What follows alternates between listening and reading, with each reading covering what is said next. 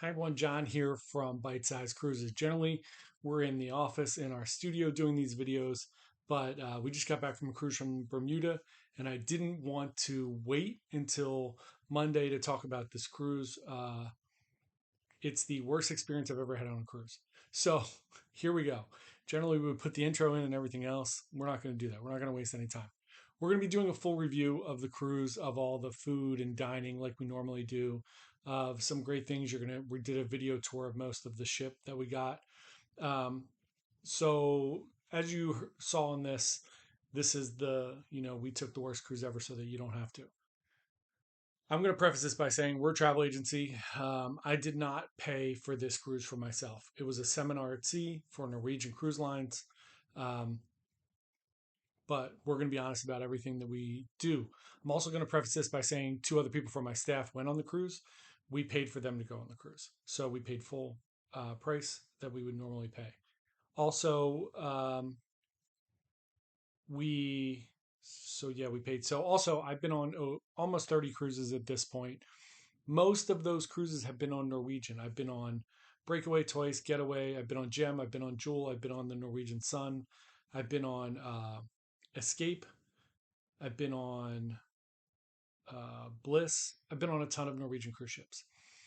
I've had amazing trips with Norwegian. They were my favorite cruise line until this weekend. No, I'm just kidding. They have been the cruise line that I've cruised on the most. It's been the best experience. I've stayed in the Haven. I've had an amazing experience there, as you saw in my escape video that we went on in December. So this cruise started in Boston. This is the first time I've ever cruised out of Boston. It's the first time Boston has had a cruise ship in since before COVID. So there are some things that are you know we can credit to problems with port or the Boston Port Authority or whoever's in charge of these things. These are not all Norwegian problems. I'm aware of that. I'm just going to tell you my experience from start to finish. It's the worst experience I've ever had from start to finish on a cruise ship. So we went on Norwegian Escape in December. Embarkation was very simple. And this is at the point where you were still taking your COVID test. We got to the port at our time, which was 11 o'clock. We took our COVID tests. We tested negative. We were on in the terminal by 11:30. We were on the ship by 11:45. That is a typical post-COVID experience. Prior to COVID, full ships, most of the time you went in, you would check in, and then you would get a number, you would sit down, and whenever your number was called, you would board the ship. That generally took about an hour. Royal Caribbean is vastly different, especially post COVID. I've found that with the new timing system, you're never in the terminal for more than 30 minutes. So we had an arrival time of 9 a.m. for our cruise on Monday morning. Thought that was weird. Generally speaking, 10:30, 11 is generally the first time. So we got to the Boston Pier at 9 a.m. as per our arrival time. It's never a good sign when the ship isn't there yet and you get to the pier. But delays happen. I get all these things, right? We're travel agents and travel advisors, so we understand all the things that happen with cruising and travel in general. So we got to the pier, and it was raining and cold out. It was about 40 some degrees out, and it was raining. This is the previous last Monday. So we stood outside in the rain, in the cold, for a little over an hour. So they said they were going to let us in at 10. They let us in at about 10:15, and it was just complete anarchy. No one knew. We saw people taking luggage, and then someone came over and said, "Don't take the luggage. If they're not vaccinated, they don't have the right paperwork. They're not going to be able to get on the ship. Then they're not going to be able to get their luggage." I've never seen that happen before. Generally, you just pull up, you drop your luggage off, and you go. So they were making people stay with their luggage. Finally, they started checking our paperwork. And then we got to another queue, and the guy there checked our paperwork 3 or 4 times because he was forgetting who we had checked and who we hadn't checked, even though we already had green stickers on our paperwork. So then we got up into the terminal. We went through security. Generally, when you go through security, you then go and check in. They were not ready to check in yet. So instead of checking in and then getting a number, we got group numbers to check in. So even though we were there first, we got group number 5. I don't know how we got that. Whatever. Again, things happen, right? It's not a big deal. So we just sat down. It was about an hour later. They were having issues. They didn't have the right iPads from the ship. They had to wait till the ship got the correct iPads to them. It was just complete anarchy. So again, we finally go up and we check in about 15, 20 minutes after that, we get on the ship. So all in all, about 3 hours from terminal to ship, which was a terrible embarkation process. But again, Megan, our crew, said, "Hey, everything's up from here," but it wasn't. So we get on the ship. We we had a drink. Everything was great. The ship, Norwegian Pearl, if you haven't been on it, it's in the Jewel series. So it looks, the layout is very similar to the Jewel and the Jade and the Gem. I actually like the layout of the ship. I like the smaller ship experience sometimes. It was great. And we loved the ship. It was beautiful. It's obviously it's been fixed up and it was clean. And the staff, the one thing I want to say is throughout this whole trip, the staff, so not the cruise director staff, not the captain and his staff, the real people that take care of you, that take care of the rooms, that feed you, that uh, your maitre d's, your room stewards, they were amazing. There were 800 guests on the ship and there were 900 staff. 200 guests, since about 200 guests, since this was a seminar at sea, were travel agents, a lot of them who have never been on Norwegian before. So we had some classes during the cruise. So day one, we get on the ship, we go grab a drink, we did a little tour of the ship, we took some video, everything's great. We went to teppanyaki for dinner, which again we'll do the full review on, so I won't go blow by blow. It was amazing. Teppanyaki is always great. It was quiet. We were the only table in there. We had a blast. The food was great.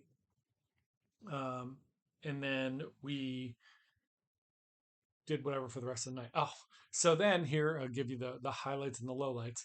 So we went to the opening show. Generally speaking, the opening show is some type of variety show where you get a little taste of what the entertainment's going to be. We go in. The cruise director Tiara came out, introduced the senior management. This is the only time I saw the cruise director of the entire cruise, 4 day cruise, which is not completely rare. I talked about this in my last video with Royal, how you don't see the cruise director team as much as you used to. This is the only time I saw the cruise director at all. She did do one other game, but I wasn't at that game, but she didn't do most of the games. Even the glow party, which is usually the cruise director, she was not there. So the first night she introduced the cruise director, she introduced the staff, the senior management of the ship, and then she introduced a comedian. Comedian did like 15 minutes. It was super loud. My team is not old; they're in their 30s. It was so loud. He was screaming and loud. It wasn't that he wasn't funny. He was just screaming, and the sound was so loud. Uh, it was fine. Whatever. It was weird for being an opening show. It was only like a half an hour. So we did that. We left. I had some classes the next day. Breakfast was great, right? We'll go through all the little things when we do the full review. Um, so we look for the entertainment for that night, and it's the comedian again. So I said, all right, well, that's weird that the comedian's on. He was just on last night, and they didn't really introduce anyone else.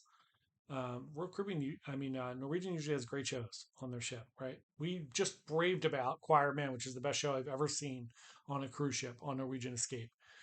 And then we get on this, and the comedian's on again. So we said, okay, we'll give it a shot. So we go to the show. First 15 minutes were the same as the 15 minutes from the opening show. Probably not his fault. He probably wasn't prepared to do 2 hours worth of comedy over a couple of days. Again, the sound is super loud. It's just ear. We even sat up in the second level. The Stardust Theater's big on the Pearl. It was so loud we left. 15, 20 minutes in, it was the same act. And then he did a little bit more and we left. So the next day, we got to Bermuda after that. And we went on shore, we did our things, we came back. Alicia from our team got a massage, and at the end of the massage, the manager came in and said, "Hey, can you guys tie everything down? It's going to be really rough tonight." This is the first thing we heard about a storm or anything. Generally, on every other cruise I've been on, the captain comes on every day, gives kind of like a weather report, says what's going on. Even though I said on the last ship I was on with Royal on Anthem, we knew there was a storm. They announced it the day before. They announced it the day of. They gave us a full plan. We're going to hug the coast. We're going to stay here. We're going to try to avoid it. And it was choppy and rough, but it wasn't awful. Um, we heard nothing. Nobody mentioned that there was going to be a storm. Nobody mentioned that the weather was going to be bad. We only heard rumors. We went to bed that night. I literally woke up in the middle of the night and I heard even our Norwegian rep who was teaching class said at one point he felt like he was airborne. Um, my shower door kept smashing and eventually came off the track. All of our stuff fell off. Right, again, storms cannot be avoided. So this isn't a oh, we got in a storm, made it a bad cruise. It's the complete and utter lack of communication from anyone that let us know, hey, this is going to be rough. If you need to take medicine, or if you're seasick, if you need any help, doing this. It was never brought up. The next day was atrocious. I was supposed to be in training. I went in training for 15 minutes, and a lot of people were leaving the training to throw up. It was terrible. I took Dramamine. First time in 30 cruises I've taken Dramamine or Bonine on a cruise. Took 2 tablets and basically slept most of the day.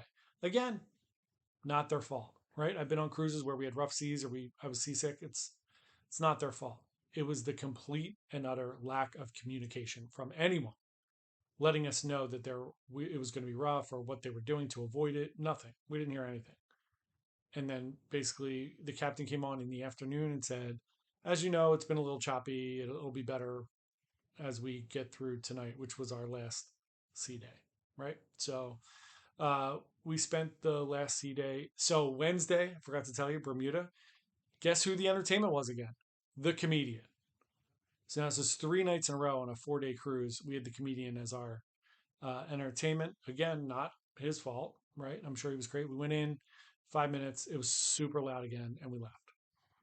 So the fourth day, we go to look at the entertainment, and there was a pianist. As most of you know, if you've ever been on Norwegian, they have a piano player, guitar player around the ship. So the piano player had a showcase show in the theater, which is not normal. Um, and we went to that show. We were there for 10 minutes, and he was playing guitar, and it was super loud, and we left again, which is bizarre, right? I've been on 30 cruises. I was just on We Will Rock You. It was loud, which is great, right? But it wasn't obnoxiously loud where it's ear piercingly loud.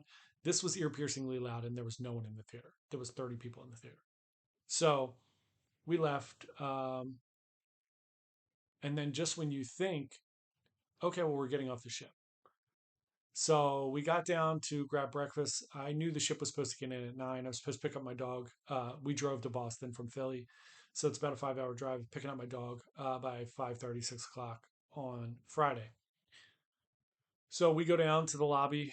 It says, 9 o'clock arrival. You'll be able to walk off at 9:30. So we were prepared to walk off at 9:30. We got down there, and then at 10 o'clock, the captain came on and said, we're delayed 2 hours. So we finally got in and parked and settled by like noon.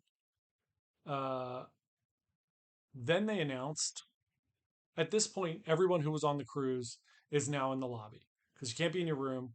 The food things are done. They're showing a movie in the lobby, which was fine. It's nice that they put a movie on. Again, not a lot of communication, just sitting there for hours. So finally, the cruise director came on and said, the Boston Port Authority is doing the mandatory immigration before anyone's allowed off the ship. So we're going to call you deck by deck into the Indigo dining room, do immigration, and then you'll be able to leave the ship once everyone's completed. So then, if 15 or 20 minutes goes by, and then she makes an announcement, everyone please just report to the Indigo dining room. Forget about COVID protocols. Forget about a bunch of people being in one space together without masks or anything, right? And that's our own choice if you wear or don't wear masks. But now all the 800 people on the ship have to go to the dining room at one point. It's complete and utter chaos.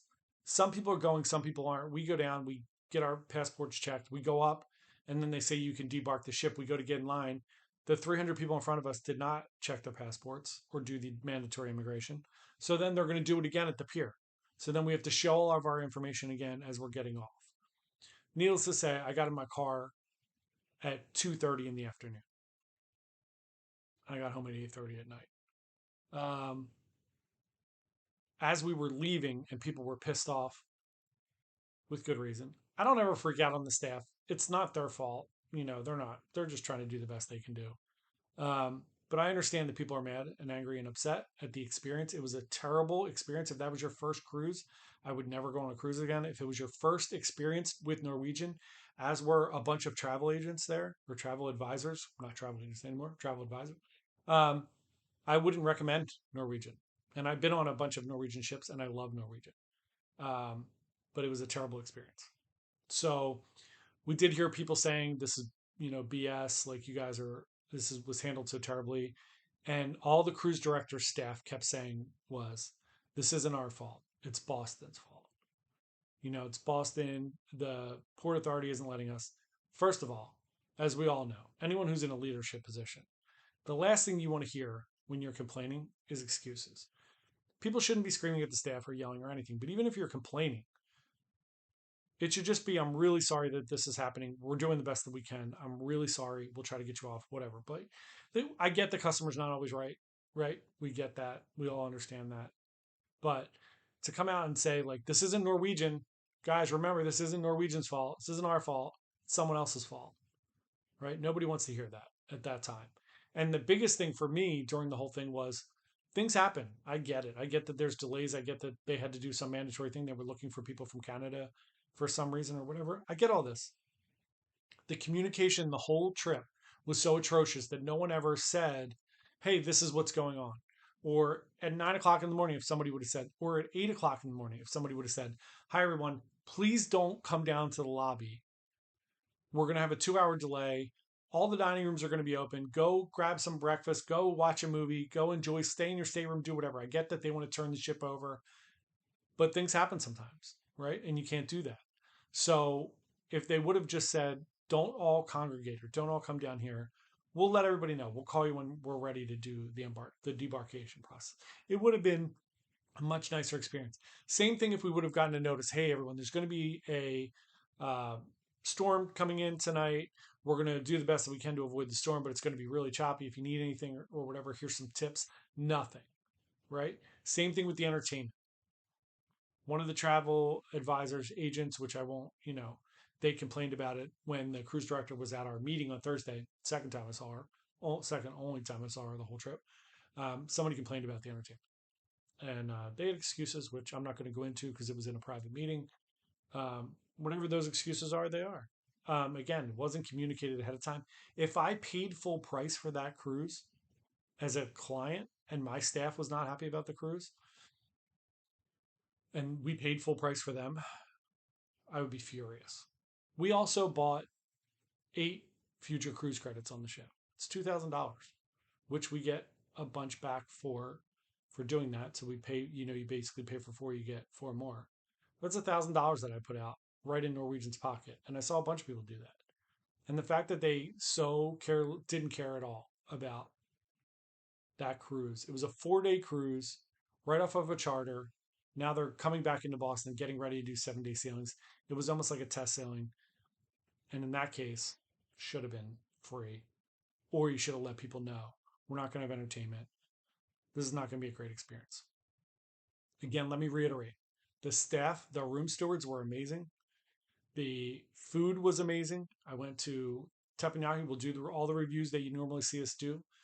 I went to Teppanyaki. I went to Cagney's. We went to Lotus Garden.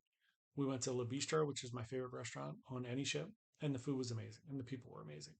So that's my worst cruise story. Again, we're in a very fortunate position to be able to travel and do things. So take everything with a grain of salt. We're still super blessed to be able to do all the things that we do. And I don't want it to come off as complaining. It wasn't a good experience. And I don't want other people to have to go through an experience like that because, quite frankly, I will travel again. I'm going on a cruise in 3 weeks. With Royal Caribbean, I'm going on Oasis of the Seas. I'm going on Prima twice later this year for Norwegian.